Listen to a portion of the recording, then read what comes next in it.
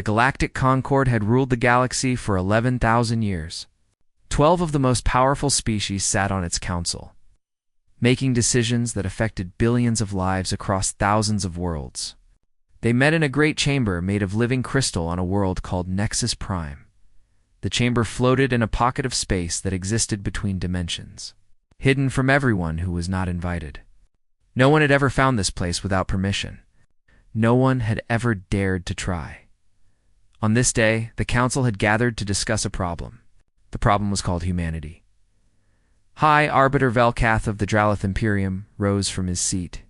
His body was long and serpent-like, covered in scales that shifted colors with his mood. Right now, they were a deep, angry red. He looked around at his fellow council members and began to speak. 300 years, he said, his voice echoing through the crystal chamber. That is all the time these creatures have had since they discovered faster-than-light travel. 300 years, and already they infest 47 star systems. They breed like insects. They adapt to worlds that should kill them. They make friends with species we have deliberately kept apart. He paused, letting his words sink in. Worst of all, Velkath continued, they refused to kneel. The other council members shifted in their seats. They knew what he meant. Every species that had ever encountered the Galactic Concord eventually learned their place. Some took decades. Some took centuries. But in the end, they all submitted. They paid their tributes. They followed the rules. They accepted that the council knew best, but not the human's ambassador. Thessaly Vorn of the Kishari Dominion clicked her mandibles in agreement. She was a towering creature that looked like an insect made of black armor and sharp edges. Her species had served as the council's enforcers for 3,000 years. When a species needed to be reminded of their place, the Kishari were sent to teach them. My spies have brought disturbing reports, Thessaly Vorn said. The humans are taking apart our shield technology and learning how it works. They are teaching combat tactics to the Relary, a species we have kept as servants for 5,000 years. They are asking questions about council history. They want to know about species that no longer exist. They want to know about wars that have been erased from all records. A murmur of concern spread through the chamber. Counselor Thane of the Meridian Collective pulsed with agitation. Thane was not made of flesh and blood. Thane was a being of pure energy, contained within a geometric crystal that allowed others to see and communicate with them. The Meridian Collective could see possible futures, though these visions were never certain. We have run probability calculations, Thane said, their voice like chimes in wind. If humans are allowed to continue on their current path, there is a 73% chance they will destabilize our control over the outer systems within 2 centuries. There is a 41% chance they will discover the truth about the silence within 5 centuries. The chamber went cold at the mention of the silence. It was not something the council spoke of openly. It was not something anyone spoke of. The silence was what happened to species that became too much of a problem. It was clean. It was quiet. And afterward, no one remembered the species had ever existed at all. Velkath smiled, showing teeth that were longer than a human finger. Then we are in agreement. Humanity is a threat that must be dealt with before they become impossible to control. He raised his clawed hand. I call for a vote. I propose we classify humanity as a Tier 0 threat and invoke the Dominion Protocol. The Dominion Protocol was an old law, rarely used. It allowed the Council to take complete control of a species before that species became a true danger. It meant the end of human independence. It meant human worlds would be occupied. Human leaders would be replaced with council puppets. Human children would be taught that they were lesser beings, meant to serve their betters. It had been done before, many times. It had always worked. The vote began. One by one, the 12 representatives made their choice.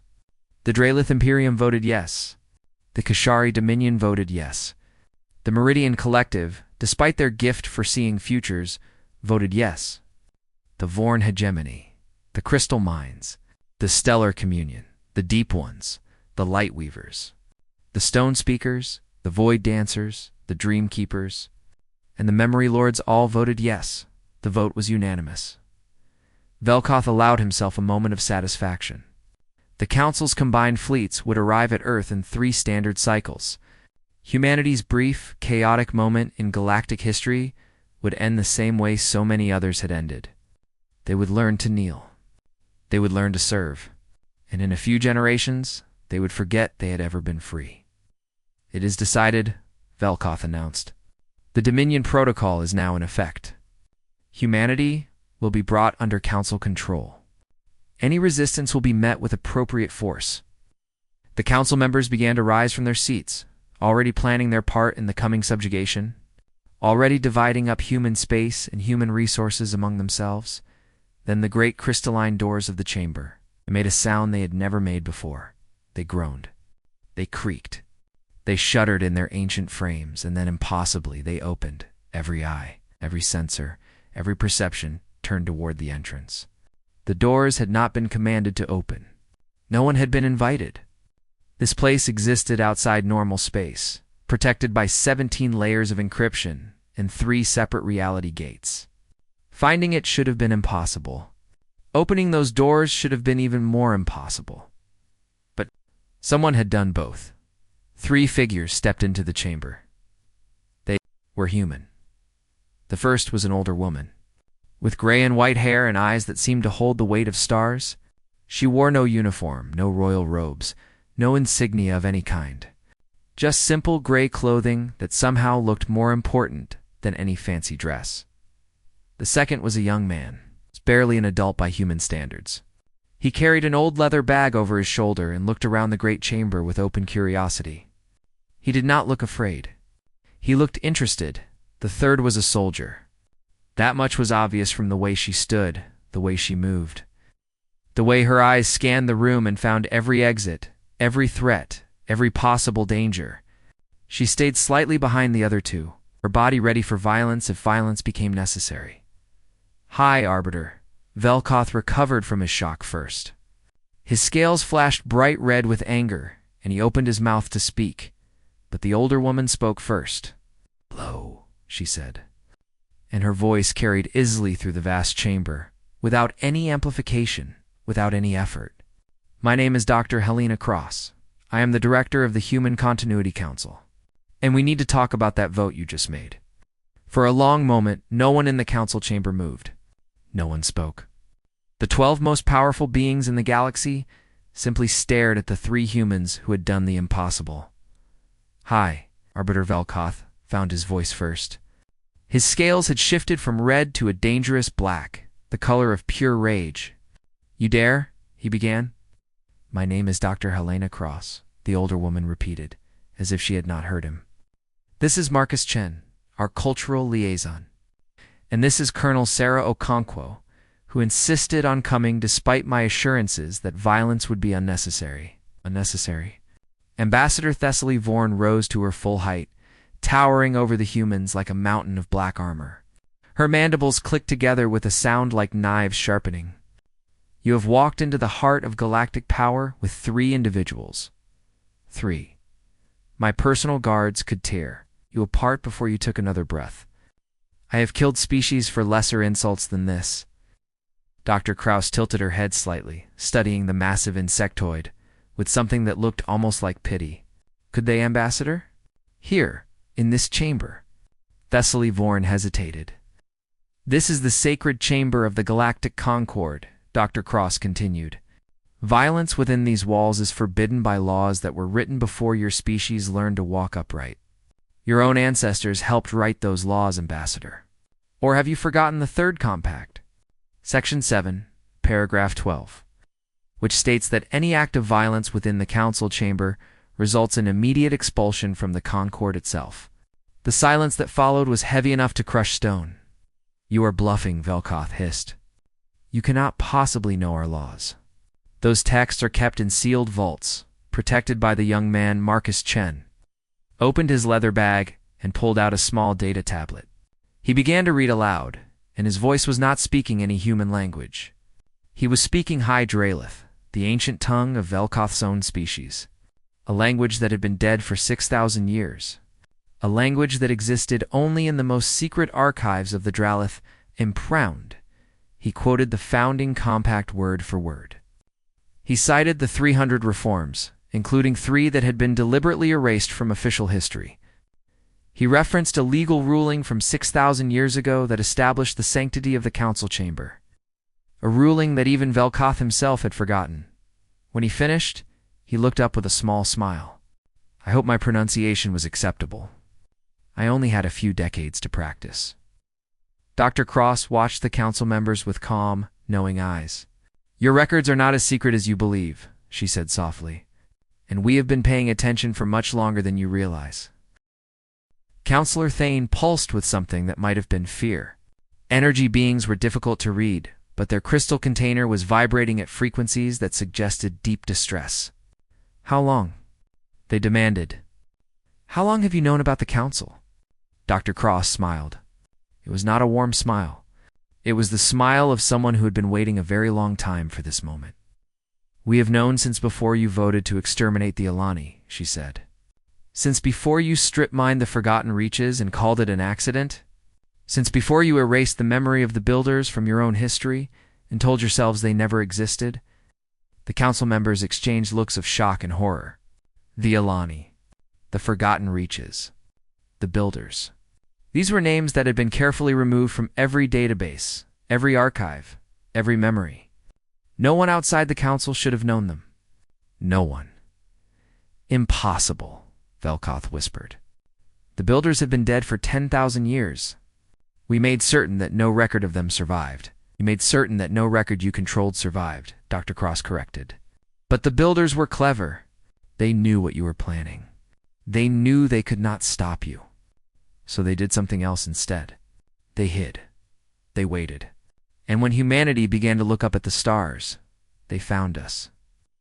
She let that sink in.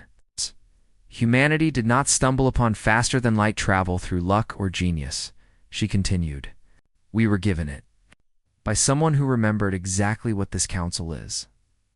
Someone who wanted to make sure that you would never again be able to destroy a species without consequences. The chamber erupted into chaos. Council members shouted over each other. Accusations flew like weapons. Thessaly Vorn demanded that her guards be called despite the laws that forbade it. Velkoth's scales cycled through color so fast he looked like a living rainbow of fury. Through it all, 3 humans stood perfectly still. Colonel Okonkwo had not moved since they entered. She had not spoken a word, but her eyes had never stopped watching, never stopped calculating. She had identified 16 potential threats in the room. She had planned responses to each one. She was ready, but she did not think she would need to fight. Not today. Eventually, the chaos began to subside. The council members were powerful beings, leaders of species that had ruled the galaxy for thousands of years. They had not achieved their positions by losing control. One by one, they returned to their seats. High Arbiter Velkoth, scales finally settled on a cold, calculating blue. He looked at Dr. Cross with new eyes. She was not what he had expected. None of this was what he had expected. What do you want? He asked finally. Dr. Cross nodded, as if he had passed some kind of test. I want to have a conversation, she said. A real one. Not the kind you usually have with species you consider beneath you. I want to talk about what you have done, what you are planning to do, and what happens next. And if we refuse to talk? Thessaly Vorn asked. Her voice was quieter now, more cautious. She was beginning to understand that something had changed. The rules she had lived by for 3,000 years might not apply anymore. Marcus Chen looked up from his tablet. You won't refuse, he said, with simple confidence. You're curious? All of you. You've spent 11,000 years being the most powerful beings in the galaxy. You've never met anyone who wasn't afraid of you. He smiled, and for a moment, he looked much older than his years. We're not afraid of you, he said, and that terrifies you more than any weapon ever could. Velkoth wanted to deny it. Thessaly Vorn wanted to crush this impudent child beneath her claws. Counselor Thane wanted to calculate the probability of this being some elaborate trick. But they did none of these things, because the human was right, for the first time, in 11,000 years. The Galactic Council was afraid, and they had no idea what to do about it. Dr. Kraus seemed to sense the shift in the room. She clasped her hands behind her back and looked at each council member in turn. "We have much to discuss," she said. "The vote you just made.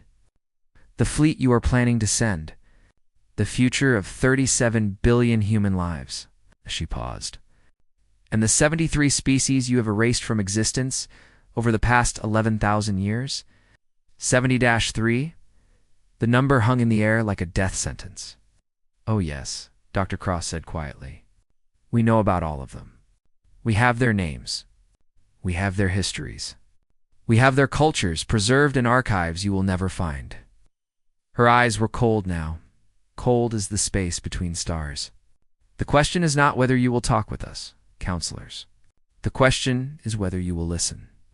She gestured to the doors behind her, which still stood impossibly open. "You have time to decide," she said. "We will wait." And with that, the three humans turned and walked out of the council chamber as calmly as they had entered, leaving 12 of the most powerful beings in the galaxy sitting in stunned silence. For the first time in 11,000 years, the council did not know what to do next. The council demanded answers. After 3 hours of arguing among themselves, they finally agreed on one thing.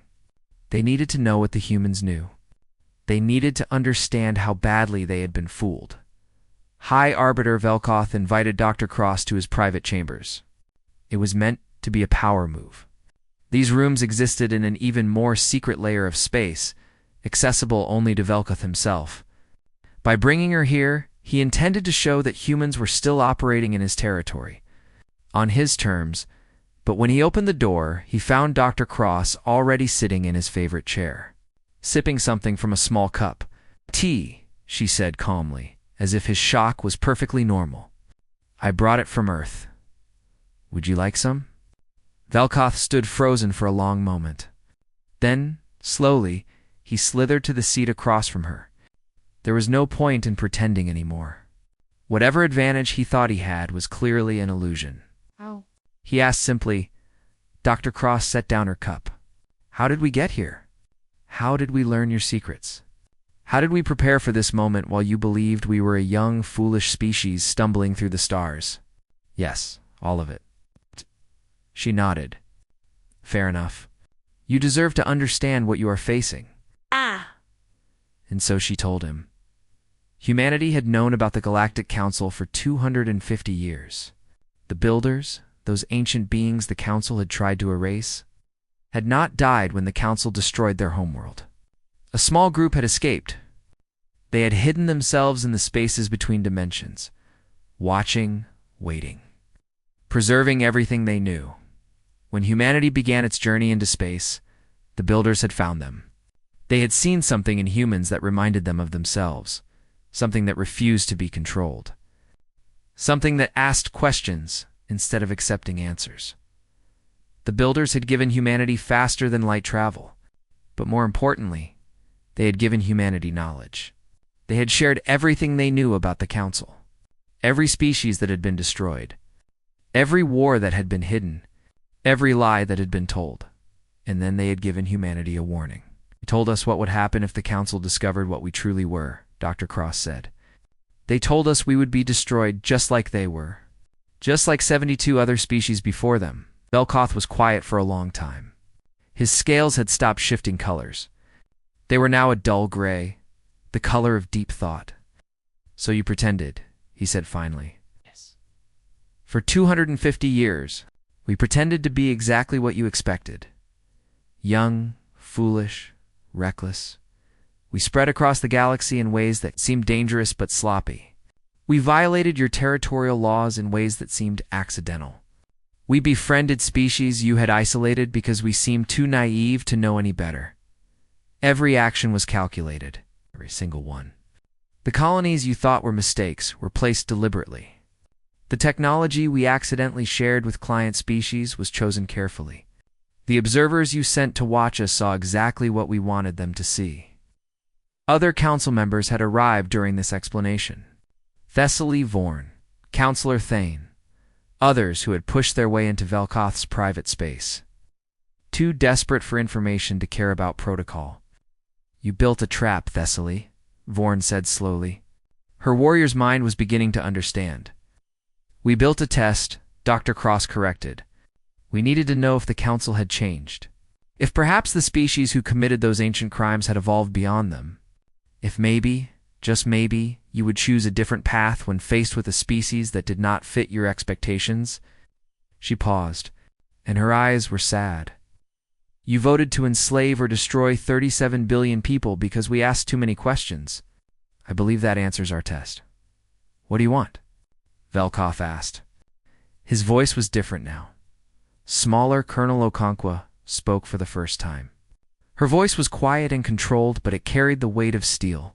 We have spent 50 years mapping your fleet positions. We know the location of every council shipyard, every weapons depot, every classified installation. We know the patrol schedules of your border forces. We know the maintenance cycles of your capital ships. She let those words settle. We have 17,000 warships. Not the 600 you believe. We have 300 vessels designed specifically to counter Kishari shield frequencies, which we reverse-engineered 4 decades ago. We have weapons based on builder technology that you cannot defend against because you do not understand the science behind them. Thessaly Vorn made a sound that might have been fear. Your combined fleets outnumber ours 3-1, Colonel Okonkwo continued. But we know where they are. We know their weaknesses. We know that 16% of your Kishari captains secretly resent council control. We know that the Meridian Collective has been hiding a schism in their consciousness for 2,000 years. We know which council members have secretly been hoarding resources for themselves. How? Velkath breathed. We listened. We watched. We made friends. The Colonel's expression did not change. Humans are very good at making friends. Dr. Cross raised her hand and the Colonel fell silent. But we are not here to threaten war, Dr. Cross said. War is what you do. War is what turned 12 frightened species into galactic tyrants thousands of years ago. War is the only tool you know how to use. She leaned forward. We are here to offer you something your council has not experienced in 11,000 years. Marcus Chen, who had been quiet until now, looked up from his tablet. Accountability, he said simply. We are offering you a chance to choose something different. The council members looked at each other. They did not understand. In their experience, power was used to dominate. That was simply how the galaxy worked. You either controlled others, or you were controlled by them. The idea that someone might offer them a choice, rather than an ultimatum, was so foreign that they could not process it. Dr. Cross saw their confusion and smiled. It was a sad smile, full of something that might have been pity. We could destroy you, she said gently. We have the means. We have the knowledge. We have allies you do not even know about yet. But destroying you would make us exactly what you are. It would prove that the builders were wrong about us, and it would doom the galaxy to another cycle of the same violence that has repeated for 11,000 years. She stood up, and suddenly she seemed much larger than her small human frame. We are offering you a door, she said. A door that leads somewhere other than destruction. Whether you walk through it is entirely your choice. She picked up her teacup and walked toward the exit. You have 3 days to decide, she said over her shoulder. After that, we will act according to your decision. Choose wisely. And then she was gone, leaving the most powerful beings in the galaxy to contemplate something they had never considered before, the possibility that power could be used for something other than control, the possibility that they could change, and the terrifying uncertainty of not knowing what came next. The next 3 days were the longest in council history. Dr. Kraus presented humanities terms in a formal session on the second day. They were simpler than anyone expected. First, council would publicly acknowledge the 73 species it had destroyed over 11,000 years. Their names would be spoken. Their histories would be shared. The archives humanity had preserved would be opened to the entire galaxy. Second, the client species would be given true freedom. No more secret controls. No more technology restrictions. No more quiet manipulation to ensure they never became powerful enough to challenge the council. Real sovereignty. Real independence. Real choice. Third, the council itself would change. No more hidden sessions. No more secret votes. No more Dominion protocols that allowed entire species to be enslaved or erased. Transparency, accountability, laws that applied to everyone, even the powerful. And if we refuse? Velkoth asked. His voice was tired. He had not slept in 2 days. Dr. Cross did not blink. Then we release the archives ourselves. Every species in the galaxy learns what you have done. Every client state discovers how they have been kept weak on purpose. Every treaty with hidden clauses becomes public knowledge. Every lie you have told for 11,000 years gets exposed in a single moment. They might not believe you, Thessaly Vorn pointed out. But her voice lacked its usual confidence. They might not, Dr. Cross agreed. But enough will. And here is something you have forgotten over all these centuries of divide and conquer. She paused. You have spent so long making sure no species trusts any other.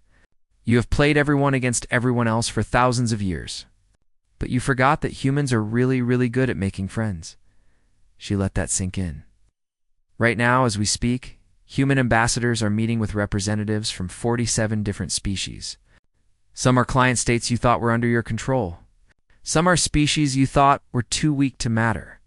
Some are factions within your own governments who have been waiting for this moment. The council chamber was silent. We are not alone in this, counselors. We never were. The council fragmented into factions. The Kishari Dominion was the loudest. Their entire economy depended on being the council's enforcers. Their warrior caste existed to fight. To submit now would destroy their way of life. Thessaly Vorn argued for immediate attack, despite the risks. Better to die fighting than to live in a universe where their power meant nothing. The Meridian Collective disagreed. Counselor Thane had run probability calculations continuously since the humans first arrived. Every scenario they could see led to the same conclusion. War with humanity had less than a 12% chance of success. Those were terrible odds, worse than anything the Council had faced in 5,000 years. The Dralith Imperium was torn apart from within. Velkoth had ruled his species with an iron claw for centuries, but he was not the only voice. Younger members of his government had been asking uncomfortable questions for decades. Questions about the old records that did not match. Questions about species that seemed to have vanished without explanation. Questions that Velkoth had always silenced. Now those questions could not be silenced anymore. On the third day, something unexpected happened. Counselor Thane requested a private meeting with Marcus Chen, the young human cultural liaison who had spent most of the crisis. Quietly observing and taking notes, they met in a small meditation chamber away from the chaos of the main debates. Thane's crystalline form pulsed with colors that Marcus had never seen before. Colors that suggested confusion, curiosity, and something that might have been hope. You are not a diplomat, Thane said. It was not a question. No, Marcus agreed. Dr. Cross is our strategist. Colonel Okonkwo is our warning. I am something else. What? I am a historian. Specifically, I study how civilizations fail. Thane was quiet for a long moment. Their energy patterns shifted and swirled inside their crystal container. You believe the Council is failing? Marcus shook his head. I believe the Council already failed. 11,000 years ago, when you decided that fear was more efficient than trust, when you chose control over cooperation, when you looked at other species and saw threats instead of possibilities, that is, harsh, it is accurate. Marcus leaned forward, and his young face was serious. But here's the thing about humans. We are really bad at accepting that failure has to be permanent. What do you mean? I mean that every civilization that has ever existed has made mistakes. Some of those mistakes were terrible. Some caused suffering that lasted for generations. But civilizations can learn. Civilizations can change. That is what makes them different from the species that create them. He paused. Individuals die. Governments fall. But the idea of something better can survive anything. Thane considered this. You truly believe the Council can become something different? After 11,000 years? I believe people can change. Even people who have spent thousands of years telling themselves they cannot. Marcus shrugged. Besides, destroying you would be easy. Boring even this. He gestured at nothing in particular, but somehow indicated everything. This is actually interesting. Your species is insane, Thane said. But their energy patterns had shifted to something warmer, something almost amused. Absolutely, Marcus agreed with a smile. But we are honest about it. And we think maybe you are tired of pretending to. Thane did not respond immediately. They floated in silence, their crystalline form catching light and breaking it into rainbows. Finally, they spoke. For 3,000 years, I have seen probability streams that showed our current path ending in destruction. I told the council. They did not listen. They never listen. They believe that power makes them immune to consequences. And what do you believe? I believe... Thane hesitated. I believe that for the first time in 3,000 years, I can see probability streams that lead somewhere other than darkness. The vote came on the 7th day. It was not unanimous. The Kashari Dominion voted against reform.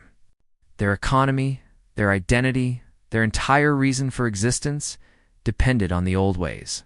2 other species sided with them, too afraid of what change might bring. But 9 species voted in favor.